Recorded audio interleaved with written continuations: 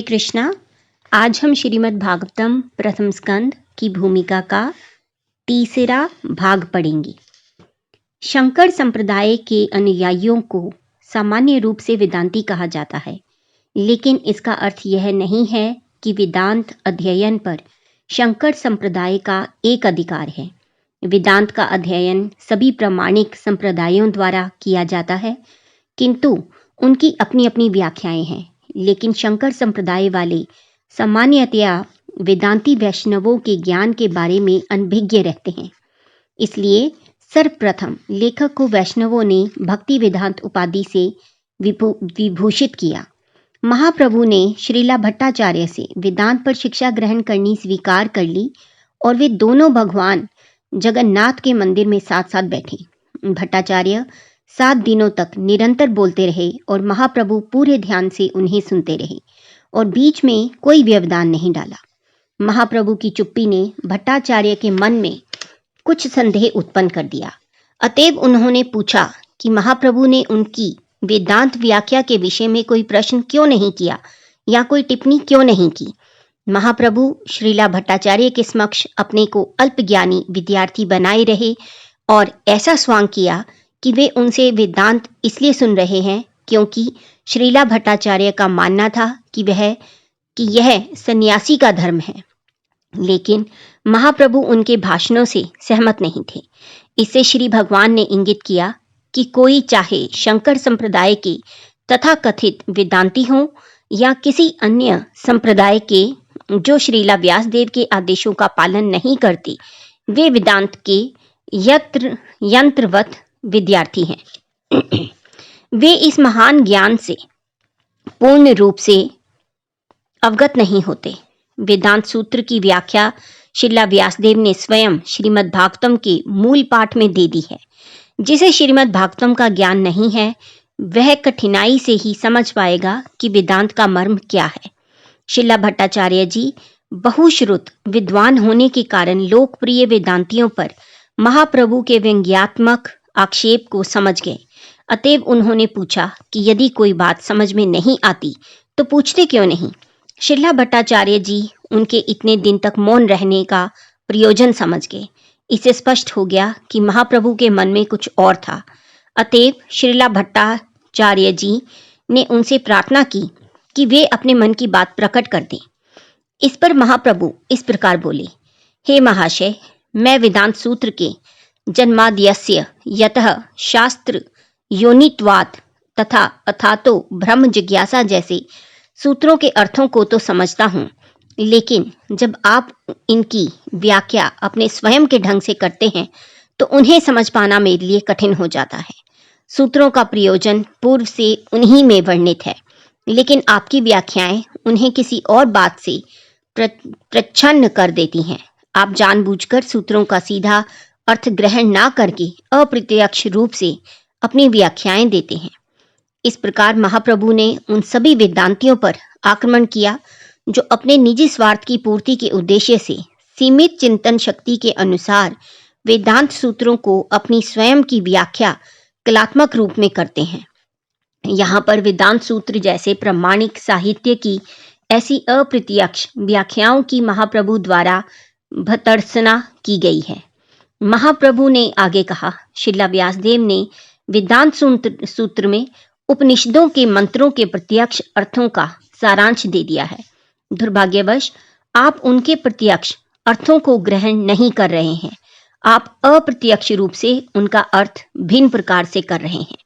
वेदों के प्रमाण को चुनौती देने की कोई गुंजाइश ही नहीं है और इसमें संशय का भी प्रश्न नहीं है। जो कुछ वेदों में कहा गया है उससे पूरा स्वीकार करना चाहिए, अन्यथा यह वेदों के प्रमाण को चुनौती देना है। शंख तथा गोबर 2 विभिन्न जीवों के हाड़ तथा विष्ठा हैं, लेकिन चूंकि वेदों ने इन्हें शुद्ध कहा है, अतएव लोग उन्हें ज्यों का त्यों स्वीकार करते हैं क्योंकि वेद प्रमाण है। भाव यह है कि कोई भी व्यक्ति अपने अपूर्ण तर्क का वेदों के ऊपर नहीं थोप सकता। वेदों के आदेशों को यथारूप में किसी लौकिक तर्क के बिना मानना चाहिए। वैदिक आदेश के तथाकथित अनुयायी वैदिक आदेशों की अपने ढंग से व्याख्याएं करते रहते हैं और इस प्रकार वे वैदिक धर्म के विभिन्न पक्ष तथा पंथ स्थापित करते चलते हैं। भगवान बुद्ध ने प्रत्यक्ष रूप से वेदों के प्रमाण को अस्वीकार किया और उन्होंने अपना स्वतंत्र धर्म स्थापित किया। इसलिए वेदों के दृढ़ अनुयायियों को बौद्ध धर्म स्वीकार्य नहीं हुआ। लेकिन वेदों के तथाकथित अनुयायी बौद्धों से भी अधिक हानिकारक हैं। बौद्धों में वेदों को प्रत्यक्ष रूप से इनकार करने का साहस है, लेकिन वेदों के तथाकथित अनुयायियों में ऐसा साहस भी नहीं है। यद्यपि वे अप्रत्यक्ष रूप में वेदों के सभी आदेशों का उल्लंघन करते हैं, भगवान श्री चैतन्य ने इसकी भर्त्सना की। इस प्रसंग में महाप्रभु द्वारा दिए गए शंख तथा गोबर के उदाहरण अत्यंत युक्ति संगत हैं। यदि कोई यह तर्क करे कि चूंकि गाय का गोबर शुद्ध है, अतः विद्वान ब्राह्मण का मल उससे भी अधिक पवित्र होना चाहिए, तो उसका यह तर्क स्वीकार्य नहीं होगा। गोबर तो मान्य होगा, किंतु उच्च पदस्थ ब्राह्मण का मल अमान्य होगा। महाप्रभु ने आगे कहा, वैदिक आदेश स्वतः प्रमाण है और यदि कोई संसारी प्राणी वेदों की व्याख्याओं को समायोजित करता है तो वह उनके प्रमाण को चुनौती देता है। अपने आप को श्रील व्यासदेव की अपेक्षा अधिक बुद्धिमान समझना मूर्खता है। उन्होंने अपने सूत्रों में पहले ही अपनी बात कह दी है, अतएव कम महत्वपूर्ण व्यक्तियों से सहायता लेने की आवश्यकता नहीं है। वेदांत सूत्र नामक उनकी यह कृति मध्याह्न के सूर्य की भांति प्रकाशित है, और जब कोई सूर्य सदृश स्वयं प्रकाशित वेदांत सूत्र पर अपने स्वयं की व्याख्याएं करना चाहता है, तो वह इस सूर्य को अपनी कल्पना के बादल से प्रच्छन्न करने का प्रयास करता है। उद्देश्य की दृष्टि से वेद और पुराण एक ही हैं। वे उस परम सत्य का समर्थन करते हैं जो अन्य प्रत्येक वस्तु से महान है। परम सत्य का साक्षात्कार अंततः श्री भगवान के परम व्यक्तित्व के रूप में होता है, जो परम नियंता है। अतः परम भगवान ऐश्वर्य, शक्ति, ख्याति, सौंदर्य, ज्ञान और त्याग से परिपूर्ण होने चाहिए। तथापि आश्चर्य है कि दिव्य भगवान के व्यक्तित्व को निराकार समझा जाता है। वेदों में परम सत्य का निराकार वर्णन परम पूर्ण की भौतिक धारणा का निराकरण करने हेतु किया जाता है। श्री भगवान के व्यक्तिगत लक्षण सभी प्रकार के भौतिक लक्षणों से सर्वथा भिन्न होते हैं। सारे जीव पृथक पृथक व्यक्ति हैं और वे सभी परम पूर्ण के अंश हैं। अतः यदि अंश पृथक पृथक व्यक्ति हैं, तो फिर उनका उद्भव स्तोत्र निराकार कैसे हो सकता है? वे समस्त सापेक्ष व्यक्तियों में परम व्यक्ति परम पुरुष हैं।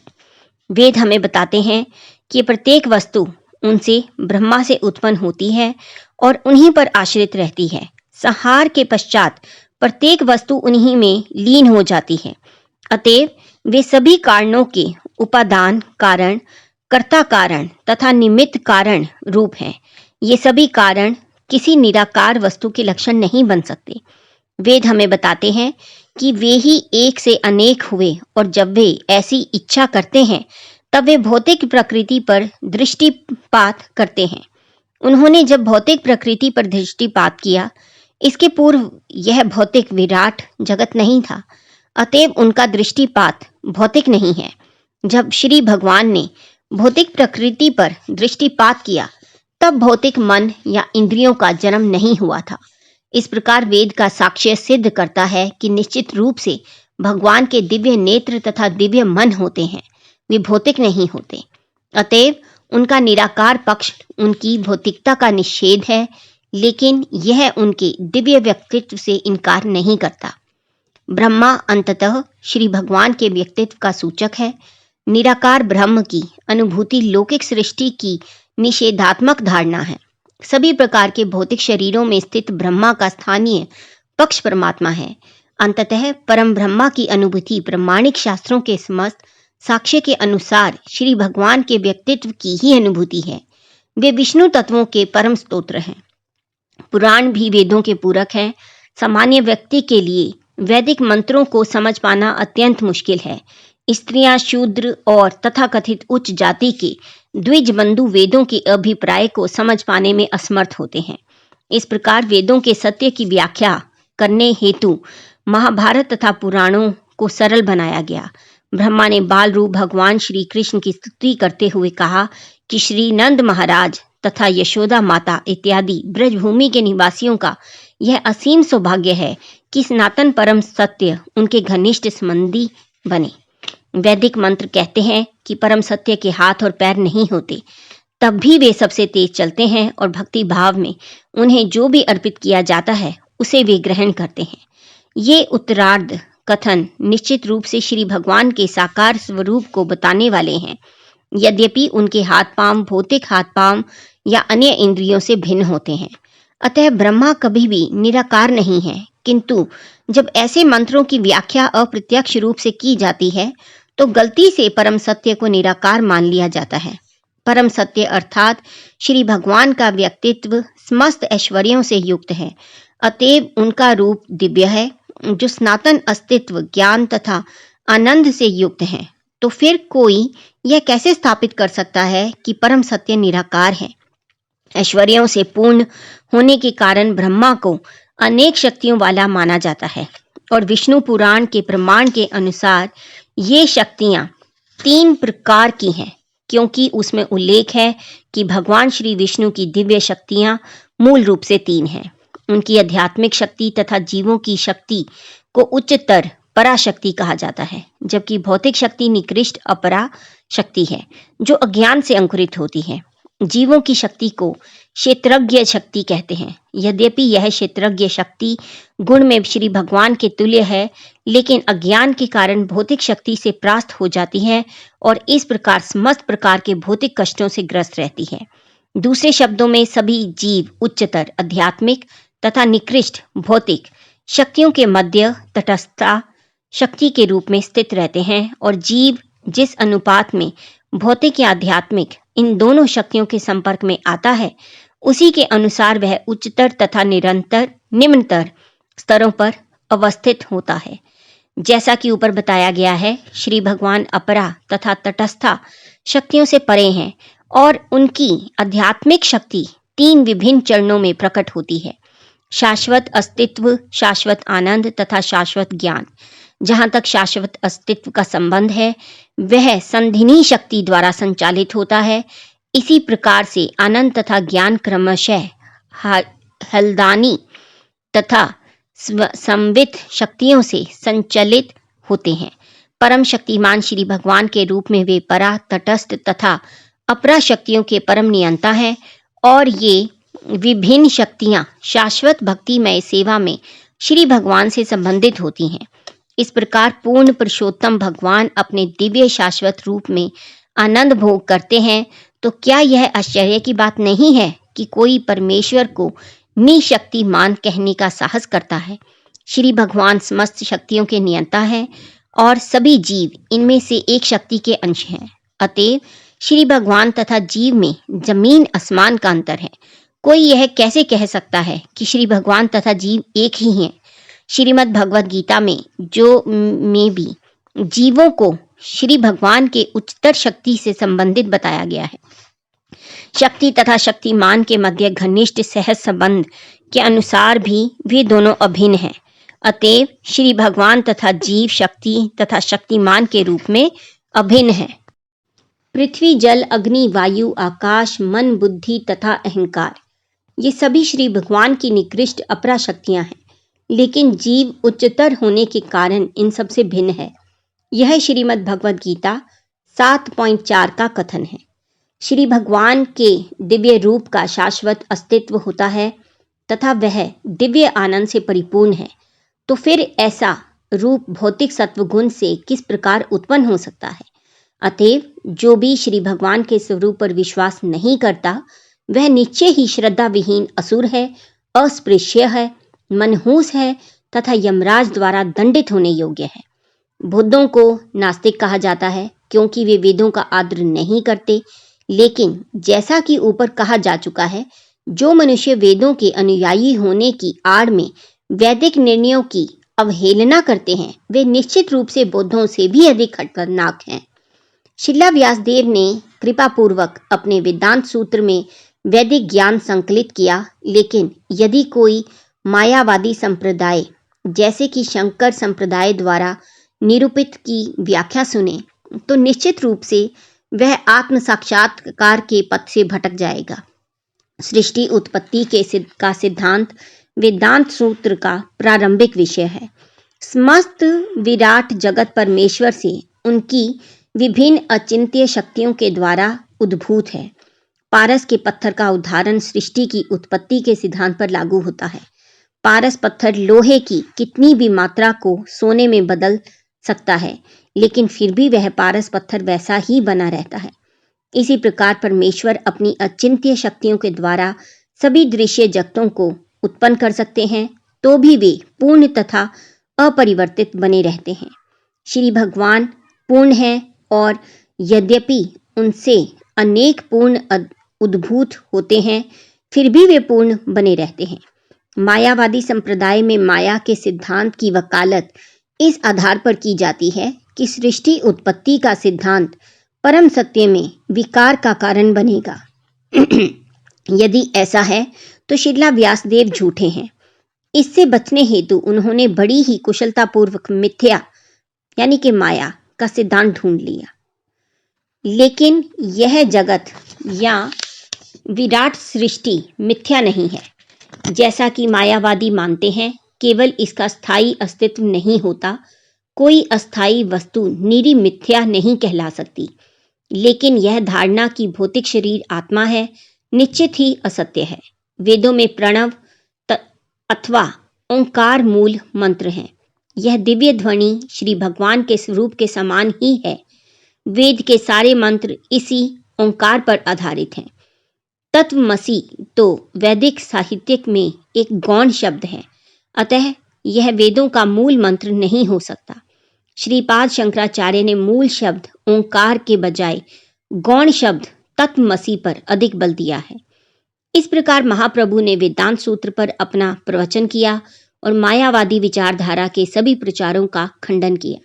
यद्यपि श्रीला भट्टाचार्य ने अपने आप को तथा अपने मायावादी सिद्धांत को तर्क तथा व्याकरण के वाकजाल से बचाने का प्रयत्न किया, लेकिन महाप्रभु ने अपने जोरदार तर्कों से उन्हें परास्त कर दिया। उन्होंने साधिकार कहा कि हम सब श्री भगवान से शाश्वत रूप से संबंधित हैं और हमारे संबंधों के आदान प्रदान के लिए भक्तिमय सेवा ही हमारा शाश्वत कर्तव्य है। ऐसे आदान प्रदान का परिणाम प्रेम या भगवत प्रेम की प्राप्ति है। जब भगवत प्रेम प्राप्त हो जाता है तब अन्य जीवों के प्रति प्रेम स्वतः ही उत्पन्न होता है, क्योंकि श्री भगवान ऐसे समस्त जीवों के समाहार हैं। महाप्रभु ने कहा कि ईश्वर के साथ शाश्वत संबंध, उनके साथ संबंधों का आदान प्रदान तथा उनके लिए प्रेम की उपलब्धि, इन तीन बातों को छोड़कर वेदों में जो कुछ भी शिक्षा दी गई है वह व्यर्थ और मन गढ़ंत है।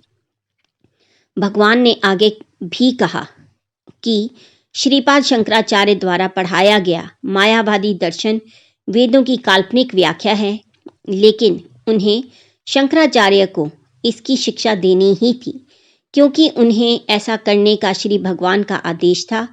पद्म पुराण में कहा गया है कि श्री भगवान ने शिव को आदेश दिया कि वे मनुष्य जाति को उनसे यानी कि श्री भगवान से पथभ्रष्ट करें। श्री भगवान को अपने आप को इस प्रकार प्रच्छन्न करना था कि लोग अधिकाधिक संतान उत्पन्न करने हेतु प्रेरित हों। शिव ने देवी से कहा, कलयुग में मैं ब्राह्मण के वेश में मायावादी दर्शन का उपदेश करूंगा, जो प्रच्छन्न बौद्धवाद ही है। भगवान श्री चैतन्य महाप्रभु के इन प्रवचनों को सुनकर श्रीला भट्टाचार्य आश्चर्यचकित हुए और स्तब्ध रह गए और चुपचाप उनको देखते रहे।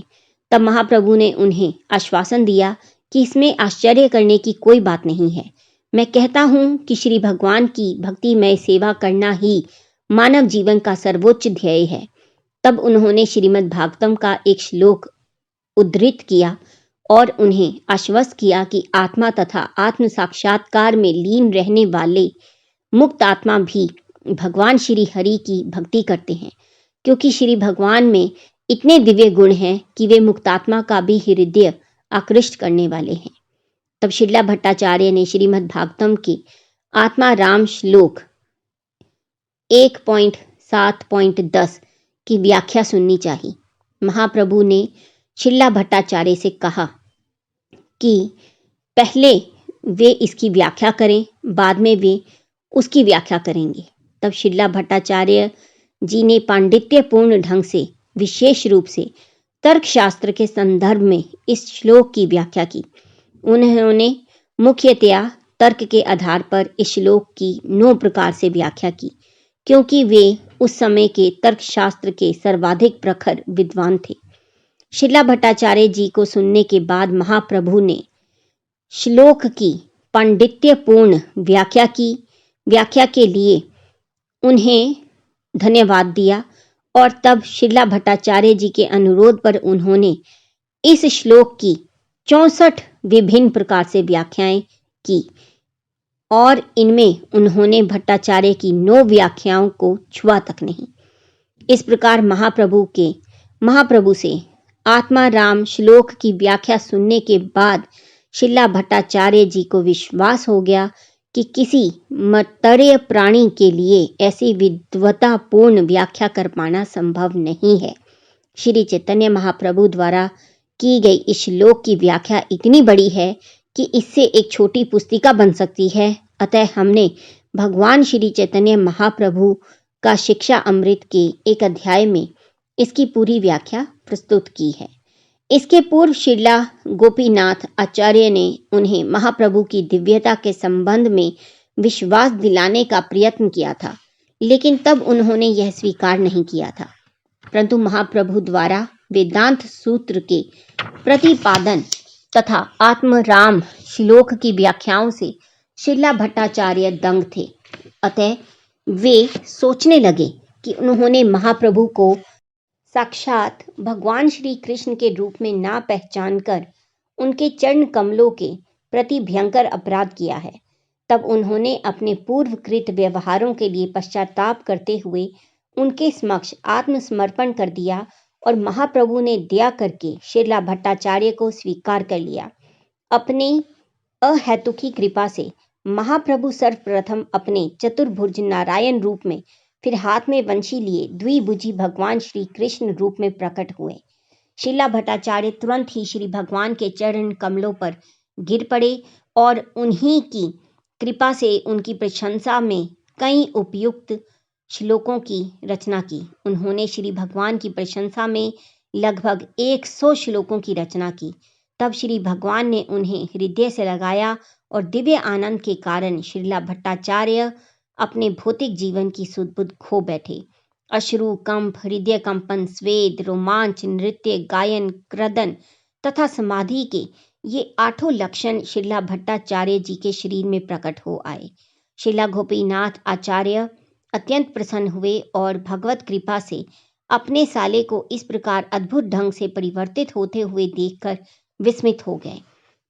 श्री भगवान की प्रशंसा में शिला भट्टाचार्य द्वारा रचित 100 उत्तम श्लोकों में से निम्नलिखित 2 श्लोक सर्वाधिक महत्वपूर्ण हैं और इन्हीं में भगवान के जीवन कार्य का सार भी है। नंबर 1, मुझे उन श्री भगवान की शरण में जाने दो जो अभी भगवान श्री चैतन्य महाप्रभु के रूप में प्रकट हुए हैं। वे करुणा के सागर हैं और वे अब भौतिक विरक्ति, ज्ञान तथा उनकी भक्तिमय सेवा सिखाने हेतु स्वयं अवतरित हुए हैं। नंबर 2, चूंकि श्री भगवान की शुद्ध भक्ति कालांतर में विलीन हो चुकी है, अतएव उसके सिद्धांतों को पुनर्जीवित करने हेतु श्री भगवान प्रकट हुए हैं। अतः मैं उनके चरण कमलों में प्रणाम करता हूँ। महाप्रभु ने मुक्ति शब्द की व्याख्या करते हुए उसे श्री विष्णु या श्री भगवान के समतुल्य बताया। मुक्ति प्राप्त करने का अर्थ है भौतिक अस्तित्व से छुटकारा और यही है श्री भगवान की सेवा की प्राप्ति। हरे कृष्णा। आज के पठन को हम यहीं पर विराम देंगे और भाग 4 हम कल पढ़ेंगे। हरि बोल।